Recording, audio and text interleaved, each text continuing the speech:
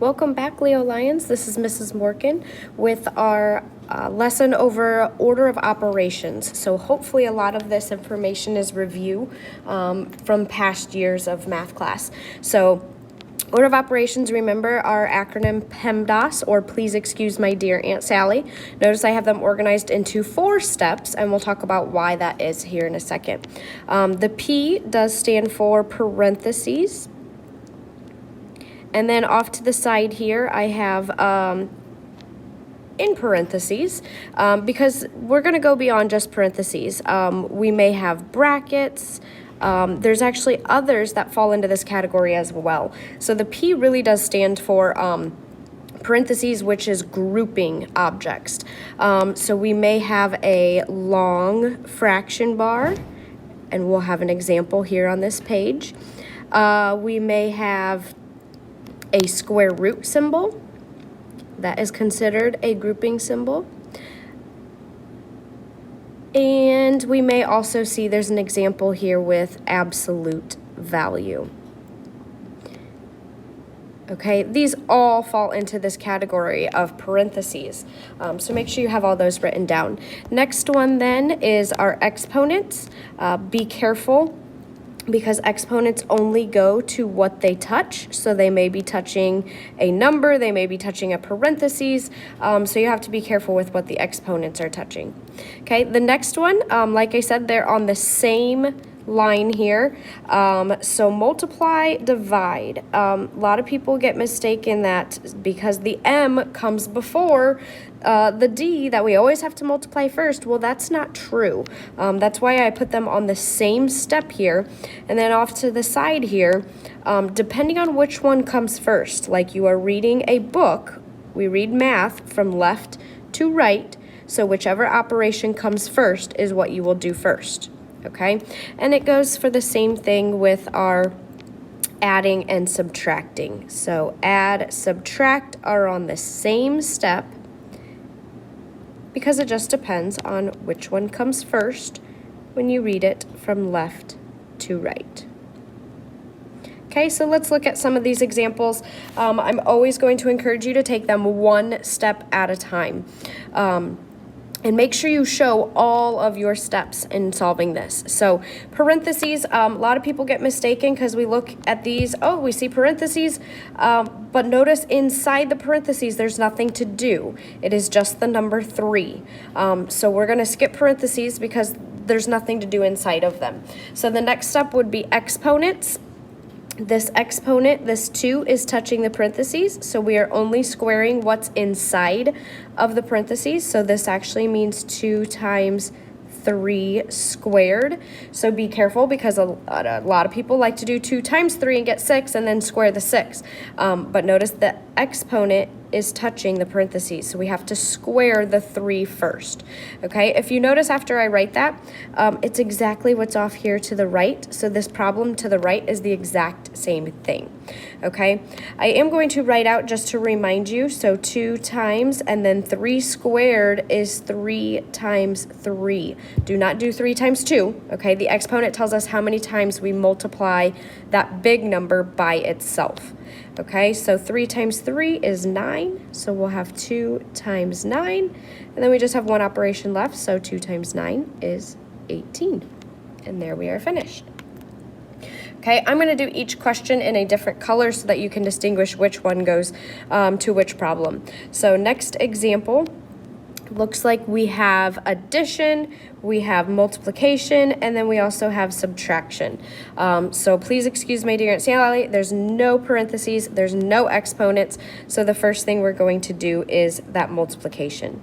So I'm going to rewrite everything 7 plus, except for I'm going to do 3 times 6, which is 18, and then minus 15. Okay, be careful, now we have plus and minus, so or add and subtract, so we have to go left to right.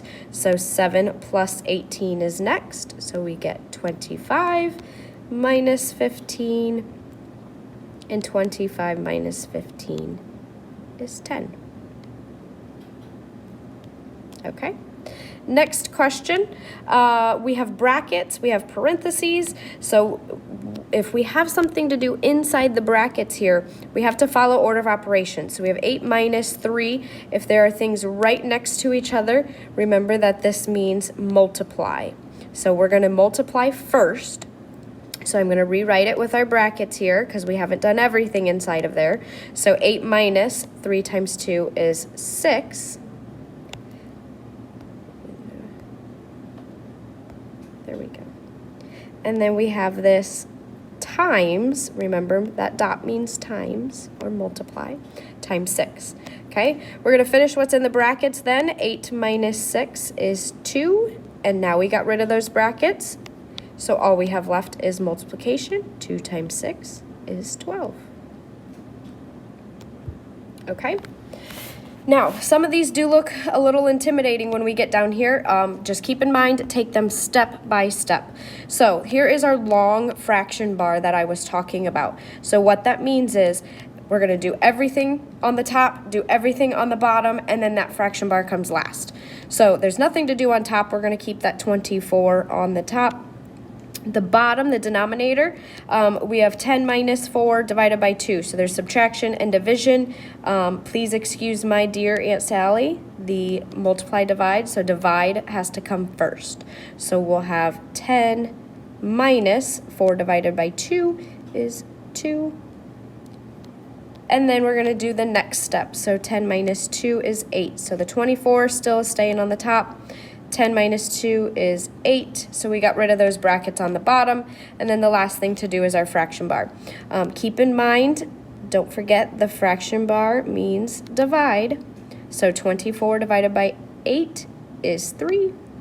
Sorry, said 3 and I wrote down 8. So 8 goes into 24 3 times. Okay, and last example, we have some absolute value, we have square roots, we have squares, we have a whole bunch going on in this one. So let's first look at the top. Here is our absolute value bars that I was talking about. So we need to do what's inside of there first. That's kind of like a parentheses, a grouping symbol. So I'm going to keep that 3 out front. And then inside there, 8 minus 5 is 3. I'm going to keep the absolute value bars, 3. That is all over. I'm going to do a couple steps at once here. I'm going to keep the square root sign, but underneath the square root sign, we need to follow the exponents, okay? So that square root sign is kind of like the parentheses. We need to do that first, but then the exponents come next underneath there. So 5 squared is 5 times 5, and then 4 squared, 4 times 4. So we can simplify both those. 5 squared is 25, and then 4 times 4, 4 squared is 16, okay? Let's take the next step. Remember these absolute value bars. Here we go. The absolute value bars mean how far away is this number from 0. So the distance from 0 on a number line. Okay, so how far away is the number 3 from 0 on the number line? Well, it's 3 places away. Now, don't forget this 3 is right next to that absolute value bar. They're touching, so that means multiplication. So we're going to change this to 3 times. I'm going to get rid of the absolute value bars because we determined the absolute value of 3 is 3. So I'm going to leave it as 3 times 3 on the top. And then on the bottom, we can do what's under that square root sign and do 25 minus 16, which is 9, so the square root of 9, okay? Now, everything on the top and everything on the bottom needs to be done before we look at that fraction bar. So 3 times 3 on the top is 9, and then the square root of 9 on the bottom is 3. And then don't forget, this is our divide sign, so 9 divided by 3 is 3. Okay? Some of these problems can be a little intimidating, like I said, but try and take them step by step. Do parentheses, exponents.